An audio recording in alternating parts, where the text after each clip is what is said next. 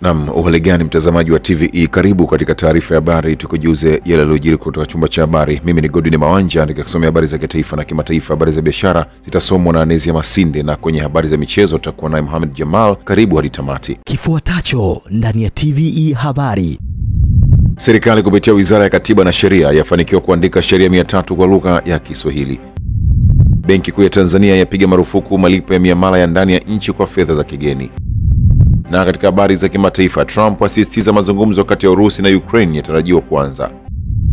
Karibu mtazamaji wa TVE, na moja kwa moja tuanzie na serikali kupitia Wizara ya Katiba na Sheria imebanisha kuwa hadi sasa imefanikiwa kuandika sheria 300 kwa lugha ya Kiswahili, ambapo hivi sasa mahakama zote nchini zinatoa hukumu kwa lugha hiyo. Pendo Mangala kutoka Dodoma anatuarifu zaidi. Waziri wa Katiba na Sheria Dr. Damasi Ndumbaro amesema hayo hii leo jijini Dodoma wakati akitoa taarifa kwa waandishi wa habari kuhusu mafanikio ya miaka 4 ya serikali ya awamu ya 6. Tuna sehemu ya Watanzania ambao ni chache ambao hawajui sana lugha ya Kiswahili, hasa kule kwenu Bukoba, Mbeya, Wanyakyusa hawa. Ukienda kule mpaka shule za msingi wanafundisha kwa kilugha. Kanisani wanasali kwa kilugha. Sasa ukienda wewe unaanza kushangana mne. Lakini lengo la mwalimu ni kuleta umoja wa kitaifa. Kwa hiyo tuna encourage watu waendelee kujifunza lugha ipendwa kama mataifa mengine wanajifunza sisi wenyewe. Lakini hawa nao wana haki zao. Kwa hiyo ninachokifanya mahakama, endapo mtu hajui kabisa Kiswahili, analetwa mkalimani. Yeye ataongea kwa lugha yake hiyo, yule mkalimani ataongea kwa Kiswahili. Na wakiongea wengine kwa Kiswahili, yeye anamtafsiria kwa hiyo lugha mpaka haki itatendeka. Katika hatua nyingine, Waziri Ndumbaro ameeleza kuwa mrundikano wa wafungwa na mahabusu umepungua na kupelekea hukumu kutoka kwa wakati kwa upande wa haki jinai. Sasa hivi ukienda kwenye kila gereza hakuna msongamano tena. Magereza yetu yana uwezo wa kuchukua wafungwa na mahabusu 28,000 nchi nzima. Sasa hivi kuna wafungwa na mahabusu 26,000. Maana kuna gap ya 2,000. Yaani hata sisi hapa wote kama tungekuwa wahalifu, tungeenda bali hatujazi hiyo gap. Kwa nini? Ni ufanisi wa mfumo wa haki jinai ambao unatokana na taarifa ya tume ile ya haki jinai.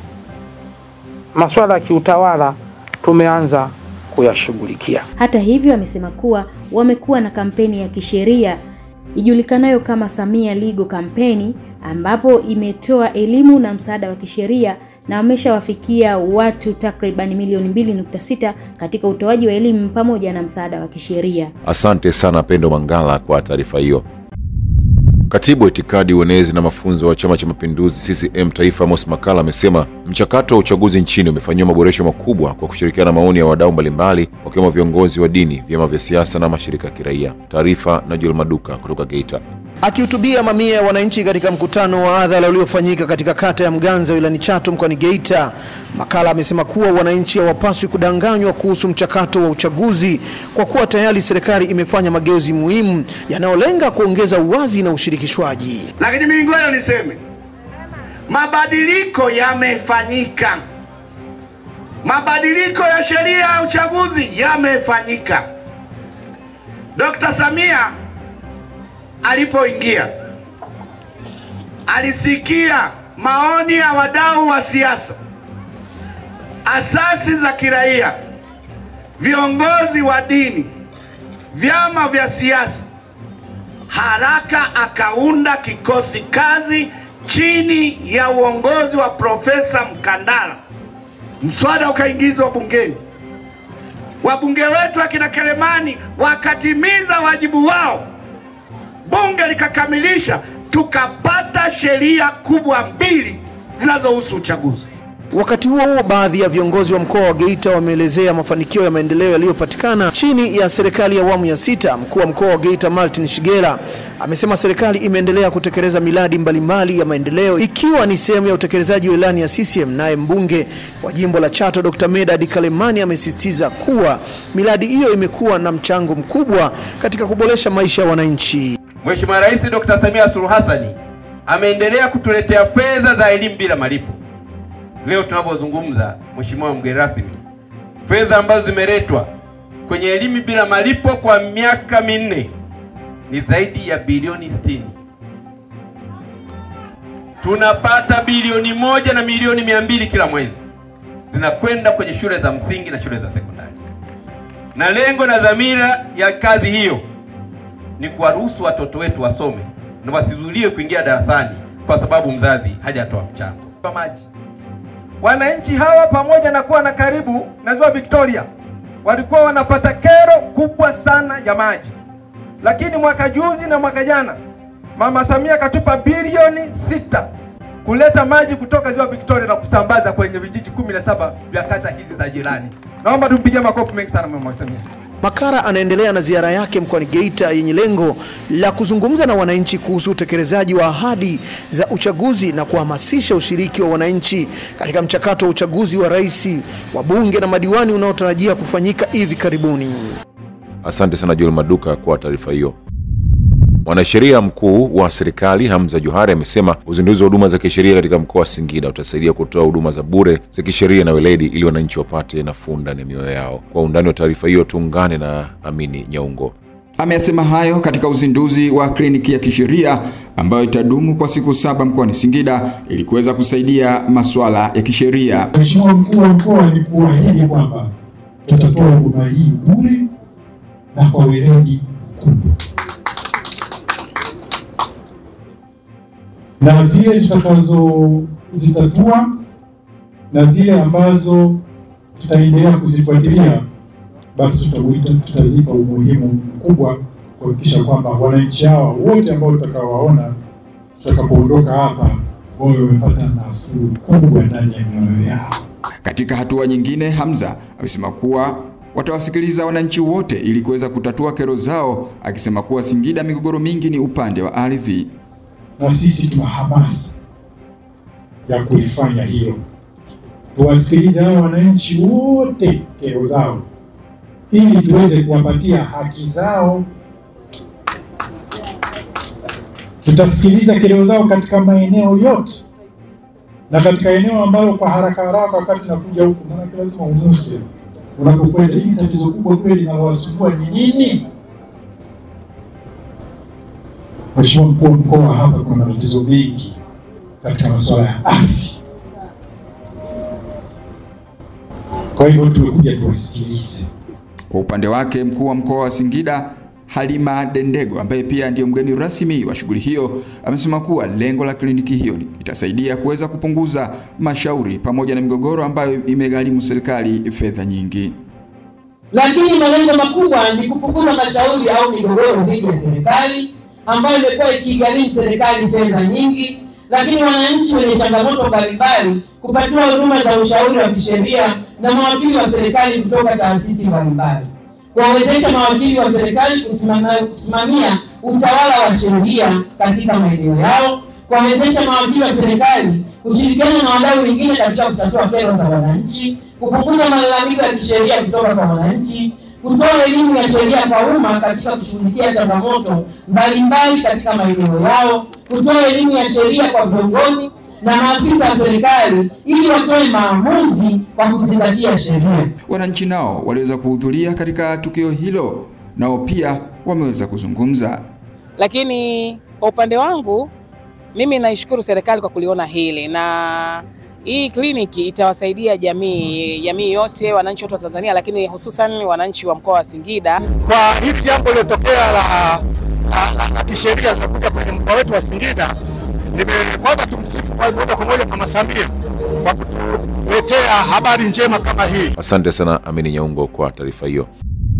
Timu ya madaktari bingwa 34 kutoka mikoa tofauti Tanzania imewasili mkoani Katavi kutoa huduma za kibingwa kwa wananchi ili kuwapunguzia gharama za kusafiri nje ya mkoa kufuata huduma hizo. Taarifa zaidi na Neema Hussein kutoka Katavi. Akizungumza katika kikao cha mapokezi na utambulisho wa madaktari hao, mratibu wa zoezi hilo kutoka Wizara ya Afya amesema utafiti unaonyesha ubobezi ambao wameuleta ndio unawasumbua wananchi wengi mkoani Katavi, hasa matatizo ya mama na mtoto. Tukianzia na ubobezi wa afya ya mama na ukunga, afya ya watoto na watoto wachanga, upasuaji, magonjwa ya ndani, afya ya meno, dawa za usingizi na ganzi salama na wauguzi bobezi. Lengo mahususi ni kwamba tunajua si wananchi wote wanaweza kumudu gharama za kutoka vijijini kwenda katika hospitali kubwa kwa magonjwa yale makubwa. Hivyo serikali kupitia Wizara ya Afya imesogeza huduma kwa wananchi. Na tunatarajia zoezi hili litakapokamilika tutakuwa tumepunguza kwa sehemu kubwa vifo vya mama na mtoto pamoja na kupunguza magonjwa ambayo wananchi wetu walikuwa wamekaa nayo huko vijijini. Utafiti umeonyesha kwamba magonjwa ambayo ubobezi ambao tumeuleta huku ndio asilimia kubwa ya wananchi ambao yanawasumbua, especially hiyo issue ya mama na mtoto. Wakati akifungua kikao hicho, mkuu wa mkoa wa Katavi Mwanamvua Mrindoko amesema zoezi hilo ni hatua muhimu ya kuendelea kutoa huduma bora kwa wananchi. Kwa zoezi hili kwangu mimi ni hatua muhimu sana ambayo ni mwendelezo wa kuendelea kutoa huduma bora za afya kwa wananchi wa mkoa wa Katavi. Kwa hiyo niwaombe sana mtakapofika kule, yawezekana mila na desturi mlizozizoea mkakuta kuna nyingine tofauti. Naomba mwavumilie wana Katavi, lakini mwahudumie kwa upendo mkubwa, kwa weledi mkubwa na kwa kuzingatia taaluma zenu. Lakini jambo la pili, nimeambiwa kwamba wananchi wametangaziwa kupata huduma hizi. Nitoe wito kwa wananchi wangu wote wa mkoa wa Katavi, lakini na mikoa jirani ambao wako karibu na sisi. Yeyote ambaye anahisi ana tatizo la kiafya, wakati ni huu. Ana Magembe ni daktari bingwa wa masuala ya watoto ambaye amebobea katika saratani na matatizo ya damu kutoka hospitali ya Kanda Mbeya.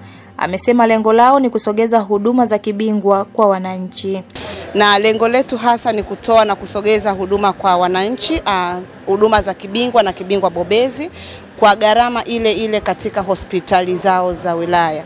Na hii ni awamu ya pili, tumekuwa tukifanya hivi katika awamu ya kwanza na tumeona mafanikio makubwa, lakini tunaendelea kumshukuru rais wetu katika kuendeleza hili jukumu kupitia wizara yetu ya afya, kuendeleza kusogeza huduma za kibingwa na kibingwa bobezi kwa wananchi wake.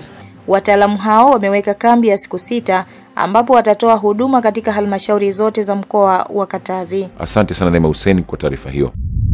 Mkuu wa mkoa wa Dar es Salaam Albert Chalamila amekabidhi magari mapya mawili kwa ajili ya katibu tawala wa mkoa huo na mkuu wa wilaya Ilala, ambapo amewataka kutumia magari hayo kuimarisha ukaribu na wananchi ili kutatua changamoto. Taarifa zaidi na Mrisho Mapeo. Akizungumza jijini Dar es Salaam, Chalamila amesema magari hayo yametolewa na Rais Dr. Samia ikiwa ni katika mkakati wa kuendana na dira ya maendeleo ya taifa. Hivyo amewataka viongozi wote waliokabidhiwa magari kufanya kazi ya kuwatumikia Watanzania kwa uadilifu. Sanjari na kumshukuru Rais Dr. Samia kwa kuendelea kuwezesha upatikanaji wa magari mkoani humo, amemshukuru pia kwa kuidhinisha fedha kiasi cha shilingi bilioni 6 kwa ajili ya ujenzi wa ofisi ya mkuu wa mkoa katika mwaka huu wa fedha. Ninayo furaha pia kuambia kwamba Mheshimiwa Rais wa Jamhuri ya Muungano wa Tanzania pamoja na kutuletea magari haya, lakini mwaka huu wa fedha ameshatukabidhi fedha za kuanza kujenga ofisi ya mkuu wa mkoa.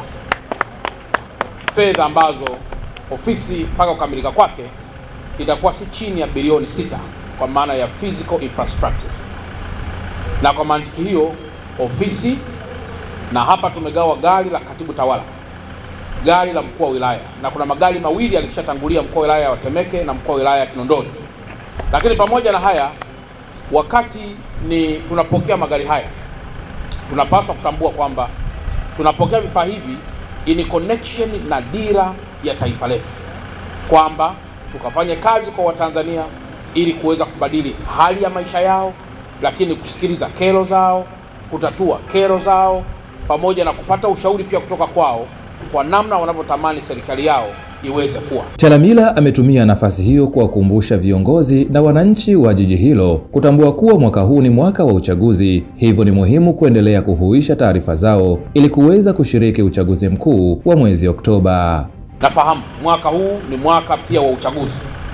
Leo tarehe 20 ya mwezi wa 5 tunaendelea na uhuishaji wa taarifa za mpiga kura kwenye daftari la kudumu la mpiga kura. Naomba nitumie nafasi hii kutumia vyombo hivi tunavyogawa leo, wakuu wa wilaya mlioko hapa, katibu tawala wa mkoa, kutembea kwa Watanzania wa Dar es Salaam, kuwaambia ujumbe wa kuhuisha taarifa zao kwenye daftari la kudumu la kupigia kura ambalo imeanza tarehe 16, tarehe 17, 18 na itaisha tarehe 22. Na kwa mantikio katika mkoa wa Dar es Salaam, vituo vile vilivyokuwepo awali vimepunguzwa kidogo kwa sababu vinahusu wachache ambao wanatakiwa kuhuisha upya taarifa zao. Vituo viko si chini au si zaidi ya 300. Inawezekana mwanzoni ulijiandikisha labda kwenye kituo cha ofisi ya mkuu wa mkoa, lakini kituo hiki wakati huu wa uhuishaji wa taarifa, kituo hiki kinahamishwa kinakwenda sehemu nyingine. Kwa mantikio ni vizuri tukaendelea kupata taarifa ya wapi karibu unapoweza kufanya kazi hiyo. Kwa upande wake, kaimu katibu tawala wa mkoa wa Dar es Salaam Lawrence Malangwa amemhakikishia mkuu wa mkoa kuwa magari hayo yanakwenda kutumika kwa taratibu za kisheria za serikali ili yaweze kudumu, huku mkuu wa wilaya ya Ilala Edward Mpogolo akiahidi kuwa karibu zaidi na wananchi ili kutatua kero zao. Nithibitishe kwamba magari haya yatakwenda kutumika kwa mujibu wa taratibu za serikali, yatatunzwa na tutaelekeza madereva jinsi ya kutumia magari haya ili yaweze kudumu, yakaweze kutumika katika kutoa huduma kwa wananchi. Mheshimiwa Rais hajaleta gari hili tu peke yake. Mheshimiwa mkuu wa mkoa ameleta gari ya mkurugenzi. Unaona, mkurugenzi wetu hii analo gari jipya, lakini maafisa elimu msingi na maafisa elimu sekondari amewapatia fedha, lakini wakaguzi pia wamepewa gari. Hivi unaona namna gani Mheshimiwa Rais anaendelea kuithamini halmashauri yetu ya jiji la Dar es Salaam. Lakini pia kwenye malori ametuletea malori mapya. Mheshimiwa mkuu wa mkoa, na wewe ni shahidi, malori mapya 3. Hivyo tuna kila sababu ya kumshukuru Rais wa Jamhuri ya Muungano wa Tanzania.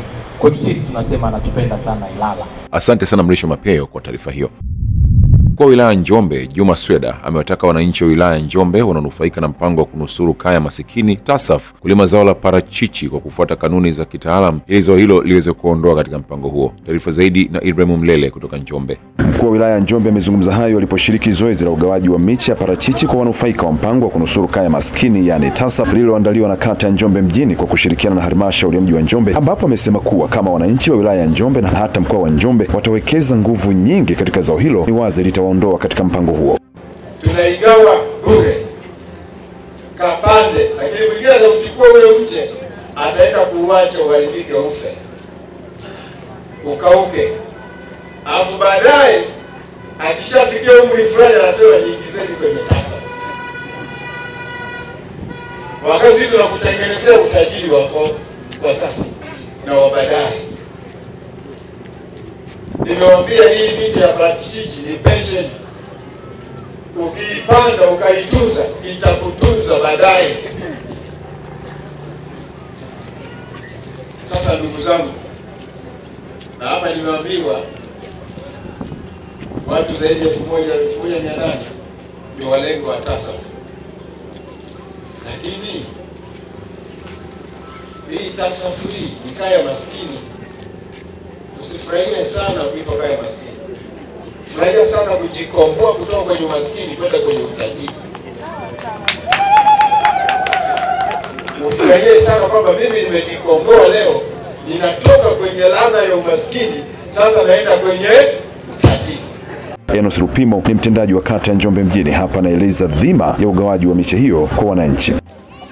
Mheshimiwa mkurugenzi kupitia idara ya kilimo na mifugo alitupa fedha kama kata ya Njombe mjini kwa idara ya kilimo kuzalisha miche ambayo itagawiwa kwenye mashule yote, itagawiwa kwa watu ambao wanawajibika na TASAF na watu wenye mazingira magumu.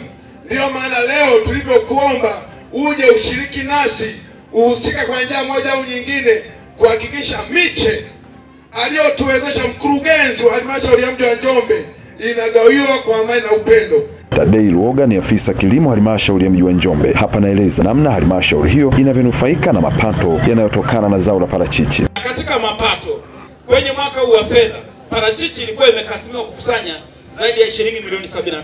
Lakini mpaka ninavyoongea, mapato yaliyokusanywa kutokana na ushuru wa mauzo ya parachichi ni zaidi ya shilingi milioni 132, kitu ambacho imeenda kudabo mara zaidi ya kile tulichokuwa tumekiweka. Samani ni 232 mapato ambayo tumekusanya.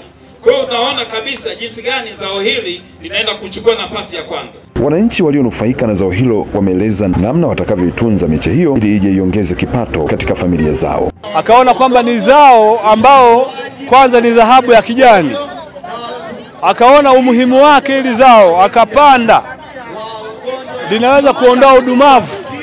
Njombe itaondolewa na udumavu, hautakuwepo tena udumavu. Itahudumia vizuri. Nashukuru sana serikali na wapongeza wananchi waliobeba mparachichi wakapande, waihudumie vizuri na waitunze, baadaye itawasaidia. Mbali na ugawaji wa miche ya parachichi kwa wanufaika wa TASAF hapa katika kata Njombe mjini, lakini pia zoezi hilo limeenda sambamba na ugawaji wa mayai kwa wananchi wa kata hii, ambapo lengo ni kukabiliana na udumavu ndani ya kata Njombe mjini na halmashauri ya mji wa Njombe. Kutoka Njombe, TVE Habari, mimi ni Ibrahim Godfrey Mlele. Asante sana Ibrahim Mlele kwa taarifa hiyo. Mamlaka ya usimamizi wa bima nchini TIRA imezitaka kampuni za bima kufanyia kazi baadhi ya changamoto zinazoikumba sekta ya bima, ikiwemo udanganyifu na ucheleweshaji wa malipo ili kujenga imani ya sekta ya bima kwa Watanzania. Goodluck Msola ameandaa taarifa zaidi. Akizungumza jijini Dar es Salaam wakati wa uzinduzi wa bima ya maisha ya Kiba Flexi kutoka kampuni ya bima ya maisha ya Jubilee, naibu kamishna mamlaka ya usimamizi wa bima nchini TIRA Hadija Saidi amesema licha ya sekta ya bima kuendelea kukua, bado kuna kazi ya kufanya katika maeneo mbalimbali ikiwemo udanganyifu pamoja na malipo kwa wateja ili kuwawezesha Watanzania kuendelea kujiunga na huduma za bima. Serikali ya awamu ya 6 imeweka mikakati bora na thabiti ya kuhakikisha kila Mtanzania anafanikiwa na elimu ya bima na anakata bima. Kwa mfano, swala la bima ya afya kwa wote, hili litamgusa kila Mtanzania mpaka kwa ndugu zetu wanaoishi vijijini. Hivyo juhudi zao zinatupa moyo wa nguvu na kuendelea kusonga mbele sekta hii ya bima nchini. Ndugu washiriki, naomba kutoa rai kwa kampuni za bima nchini kuendelea kubuni bidhaa bora kama hizi pamoja na kulipa madai ya wateja wetu kwa wakati, hasa pale inapoonekana kuwa uhalali wa kufanya hivyo. Kuna watu wengine wanaweza kukata bima lakini wana lengo maalum, lengo la kujipatia faida zaidi na zaidi. Au anaweza akasema mimi nakata bima nitachukua mkopo nisirudishe, lakini vile anaweza akafanya hata vitendo vya uhalifu. Kwa hiyo hili tunaomba sana tulidhibiti lisiwepo. Kwa upande wake, afisa mtendaji mkuu wa kampuni ya bima ya maisha ya Jubilee Helena Mzena amesema katika huduma ya Kiba Flexi wamezingatia maagizo ya serikali ya kuwezesha urahisi wa bima za maisha kwa mtu wa chini ili kufikia malengo ya serikali ya kuwawezesha Watanzania wengi kujiunga na huduma za bima ya maisha. Bima hii inalenga kuziba pengo kati ya ulinzi wa kifedha na uhuru wa machangio ya mteja. Inaonyesha dhamira yetu ya kuleta bima katika kuendeleza jamii yetu ya Watanzania. Kwa kamishna wa bima, hapa naomba naibu kamishna utapeleka salamu zetu. Uongozi wake kamishna wa bima kwa kweli umehimiza sekta ya bima kuwa mara kwa mara kubuni bima mpya kwa mujibu wa matakwa ya Watanzania pamoja na upatikanaji rahisi wa bima, hasa bima ya maisha. Uzinduzi wa leo ni ushahidi wa utekelezaji wa maelekezo yake. Sisi Jubilee Life Insurance tunaahidi kuendelea kutoa suluhisho la bima za maisha kwa Watanzania, ikiwa ni pamoja na kuendelea kutoa elimu ya umuhimu wa bima za maisha. Akizungumzia namna ambavyo huduma hiyo itakwenda kuwanufaisha Watanzania, Kalista Maganga kutoka kampuni ya bima ya maisha ya Jubilee amesema katika Akiba Flexi Tanzania atakuwa na uwezo wa kuweka kidogo kidogo mpaka kufikia malengo ya bima anayoitaka ya maisha. Akiba Flexi ni bima ya maisha ambayo inamwezesha mteja kuwekeza kidogo kidogo huku akipata ulinzi wa maisha yake. Lakini pia bima hii inamsaidia mteja wetu kuweza kuchukua kidogo kidogo kama atakuwa na uhitaji wa kifedha kabla ya muda wa ukomo wa bima. Na maanisha nini kwa kusema hivi? Ninamaanisha nikisema ulinzi, dhana nzima ya bima ni kutoa ulinzi. Ulinzi kwa majanga ambayo hatuwezi kuyazuia. Na tukiongea hivi tunajua sisi kama binadamu hatuwezi kuzuia kifo, hatuwezi kuzuia ajali zinavyotupata. Asante sana Goodluck Msolla kwa taarifa hiyo. Majeruhi watatu kati ya 11 walionusurika katika ajali kwenye mgodi wa dhahabu uliopo Kitalu namba 8 kijiji cha Nyaligongo namba 2 mkoani Shinyanga wamefanyiwa upasuaji katika hospitali ya rufaa ya mkoa na wanaendelea na matibabu, huku mmoja akipewa rufaa kwenda Bugando. Mwamvita Mkondo ameenda taarifa zaidi kutoka mkoani Shinyanga. Akizungumza na waandishi wa habari, mkuu wa mkoa wa Shinyanga Anna Mringi Macha amesema jumla ya majeruhi 7 waliopelekwa kwenye hospitali ya rufaa ya mkoa wa Shinyanga Mwawaza kwa ajili ya kupatiwa matibabu. Majeruhi 4 wameruhusiwa, huku wengine 2 kati ya 3 wakiendelea na matibabu baada ya kufanyiwa upasuaji. 3 walibaki kule dispensary, kwa maana walionekana hali zao hazikuwa mbaya. Katika hawa 7 walioletwa Mwawaza waliendelea kupatiwa matibabu, na ninapoongea asubuhi hii sasa hivi 4 walisharuhusiwa kuondoka. Na kwa hiyo wamebaki 3. Hao 3, 2 bado wako wodini kwa sababu wamefanyiwa upasuaji na wanaendelea na matibabu, na mmoja amepewa rufaa ya kwenda Muhimbili. Actually walitakiwa kwenda Muhimbili, kwenda Bugando. Actually walitakiwa kwenda Bugando ni 2, lakini mmoja hali yake ya afya baada ya kufanyiwa upasuaji asingeweza kubebwa kupelekwa Bugando. Bado anafanyiwa treatment kidogo, ili hali yake ikiruhusu basi na yapelekwe Bugando. Kwa hiyo ndio hali halisi ya kule Mwakatoria. Nimesema niwaambie hivyo ili kuondoa maneno ambayo pengine yanaleta ugongani. Kwa upande wake, mganga mfawizi wa hospitali ya rufaa ya mkoa wa Shinyanga Dr. Luzila John amekiri kupokea majeruhi hao 7 siku ya tarehe 18 alfajiri, na walipowapokea na kuwapatia huduma ya kwanza katika kitengo cha dharura walionekana kuwa na hali nzuri na kuwaruhusu kwenda nyumbani, huku wengine 2 wakibaki wodini wakiwa wanaendelea na matibabu. Wodini tumebaki na wagonjwa 2 wa kiume ambao wanaendelea na matibabu. Mgonjwa mmoja ana mvunjiko wa mfupa wa karibu na enka, lakini pia enka imepata kuna dislocation ya enka joint, na mgonjwa mwingine amekatika mguu chini ya goti. Kwa wako wodini wanaendelea na matibabu, lakini kwa jumla hali zao sio mbaya, wanaendelea vizuri na matibabu. Mgonjwa ambaye tumempeleka Bugando alikuwa na mvunjiko wa mbavu, lakini pia mapafu yake alikuwa yamejaa hewa.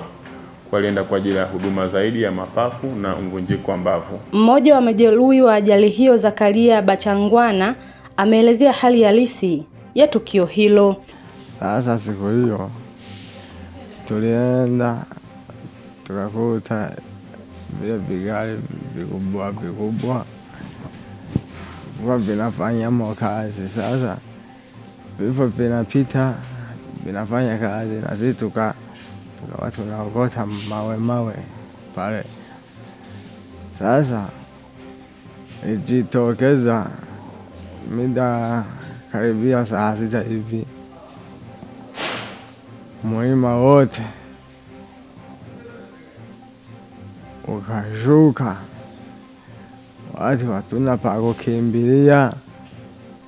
Wengi tulikimbia, ukimbia huku kuja ni viboma vya mlima, kimbia huku kuja ni viboma mlima. Ikibidi hatuna kufanya, tukalala tu. Wengi walifia hapo. Kutoka ofisi ya mkuu wa mkoa wa Shinyanga, mimi ni Mwamvita Mkondo wa TVE. Asante sana Mwamvita Mkondo kwa taarifa hiyo. Wanafunzi wa kike ambao idadi yao haijajulikana katika Chuo Kikuu cha Sayansi na Teknolojia Mbeya wamenusurika kifo baada ya bweni la ghorofa 3 kuwaka moto. Taarifa ya Daniel Smelta kutoka Mbeya inafafanua zaidi. Akizungumzia juu ya tukio hilo, kamanda wa kikosi cha zimamoto na uokoaji mkoa wa Mbeya, Mrakibu Malumbo Ngata, amesema kuwa taarifa za awali zinaeleza juu ya chanzo cha moto huo. Chanzo cha moto huo, taarifa za awali inaonyesha ni coil heater ambao mmoja wa wanafunzi ambao wanakaa kwenye chumba hicho walikuwa wanakitumia kwa ajili ya kuchemshia maji ili waweze kuoga. Najua wote nafahamu kwamba mkoa wa Mbeya una baridi sana, kwa hiyo walikuwa wanachemshia maji waweze kupata maji ya moto ili waweze kuoga. Lakini kwa bahati mbaya ikapata short, na kwa sababu hita hiyo ilikuwa karibu na godoro, moto kashika kwenye godoro na kuweza kusababisha madhara. Madhara ambayo yamepatikana ni kuungua kwa baadhi ya vitu vya wanafunzi ikiwemo nguo zao, madaftari na kompyuta mpakato 2 ambazo wanafunzi walikuwa wanazitumia, vitanda pamoja na magodoro ambao walikuwa wanatumia wanafunzi kulalia. Katika hatua nyingine, Kamanda Ngata amezungumzia madhara yaliyotokea katika tukio hilo. Binadamu tumepata madhara kidogo ya mwanafunzi mmoja ambaye ni miongoni mwa waliokuwa wanakaa kwenye chumba, nadhani amepata mshtuko mdogo, na bahati mbaya ndio mwanafunzi ambaye alikuwepo wakati lile tukio linatokea. Kwa nadhani kutokana na zile taarifa mshtuko amepata, lakini ameweza kukimbizwa zahanati ya chuo hapa na taarifa tulizonazo kwamba anaendelea vizuri. Lakini kwa maana ya mali kama nilivyoeleza, kuungua kwa baadhi ya vitu vya wanafunzi ikiwemo nguo zao, madaftari na kompyuta mpakato 2 ambazo wanafunzi walikuwa wanazitumia, vitanda pamoja na magodoro ambao walikuwa wanatumia wanafunzi kulalia. Kwa upande wake, kaimu makamu wa chuo hicho Daktari John amesema kuwa uongozi wa chuo hicho utafanya tathmini na taarifa rasmi itatoka kuhusiana na tukio hilo na hatua za haraka zitachukuliwa. Ni chanzo cha moto, lakini basi kuweza kuona tathmini ya athari ambayo imetokea. Taarifa rasmi ya management itatoka basi kueleza kwa ujumla tukio limesababishwa na nini na athari ambazo zimetokea na kadhalika. Kwa haraka sisi kama management tumeshakaa, tumetengeneza timu ambayo basi iweze kushughulikia tukio hili. Mmoja wa wanafunzi hao aliyenusurika na ajali hiyo amezungumzia namna matukio yanayohusu umeme yanavyotokea pindi wanapotumia vifaa vya umeme, huku mmoja wa watumishi katika chuo hicho ametaja vitu vinavyotakiwa kutumika katika mabweni hayo.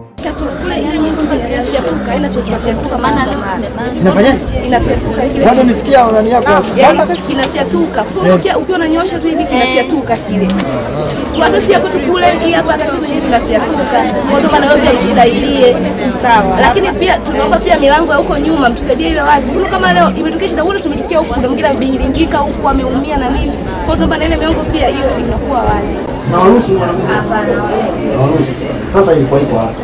Unaona hapo? Tunawakataza sana. Hita hamwaruhusu. Hawaruhusiwa. Lakini wenyewe walikuwa nayo. Ndio, na huwa wana. Basi mnawaruhusu. Basi wanaruhusiwa.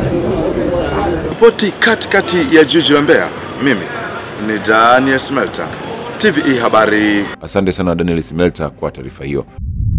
Jarida moja la nchini Uingereza la Lancet Medical Journal limefichua kuwa 43% ya watoto milioni 249.4 wanaoishi nchi zinazoendelea wapo katika hatari ya kutofikia maendeleo timilifu katika miaka 5 ya awali kutokana na matishio ya upungufu katika lishe, uhaba wa chakula, utapiamlo, ukatili na umasikini. Mwanahabari wetu Fina Limo kutoka mkoani Kilimanjaro anatuarifu zaidi. Akizungumza kwenye mafunzo ya kuwajengea uwezo wa miliki wa vituo vya kulelea watoto, maafisa ustawi wa jamii, walimu wa vituo hivyo, mkurugenzi wa shirika lisilo la kiserikali la TAUREF Dafrosa Itemba ametaja tishio jingine kuwa ni mila ndani ya jamii ambazo huchangia mwanzo mbaya katika maisha na kupelekea athari za muda mrefu katika maisha yao.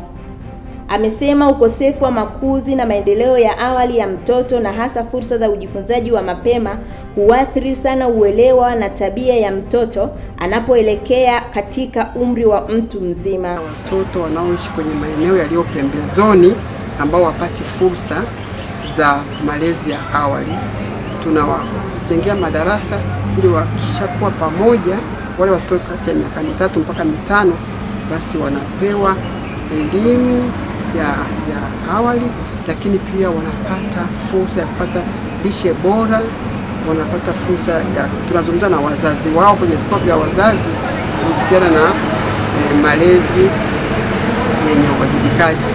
Lengo ni kuwasaidia hawa watoto waweze kupata mwanzo mzuri na hatimaye kuchangia kwenye maendeleo ya taifa watakapokuwa wakubwa.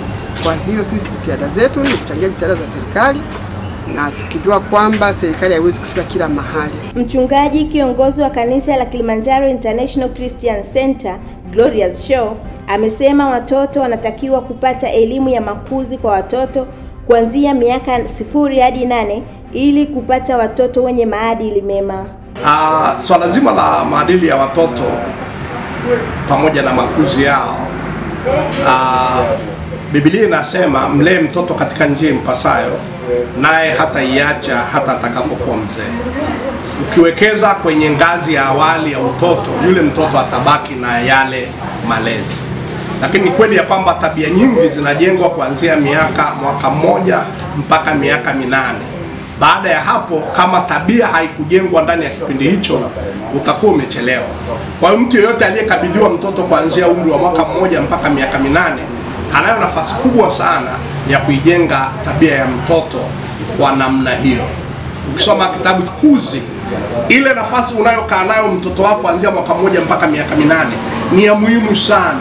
Hakikisha haoni ukatili, hakikisha anaona upendo, hakikisha anasikia kujali, hakikisha anaona baba na mama wakikaa pamoja, na hata kama kuna shida mtoto asizione, huyo mtoto atakuwa mtoto anayependa hapa. Naye mkufunzi wa Chuo cha Maendeleo ya Jamii cha Kisangara kilichopo wilayani Mwanga mkoani Kilimanjaro, Ramadhani Juma, amesema kutokana na kuwepo kwa teknolojia, jamii imejisahau katika makuzi na malezi kwa watoto. Kwa sasa kuna umuhimu sana wa kutoa elimu ya malezi na maendeleo ya mtoto kwa sababu mbalimbali. Sababu moja wapo ni kwamba kwa sasa kuna mmonyoko mkubwa sana wa maadili ambao unatokana na hali halisi ya kusahau mila na desturi zetu zilizotulea sisi, na ndio maana watu wanavyofanya watu wanakosea.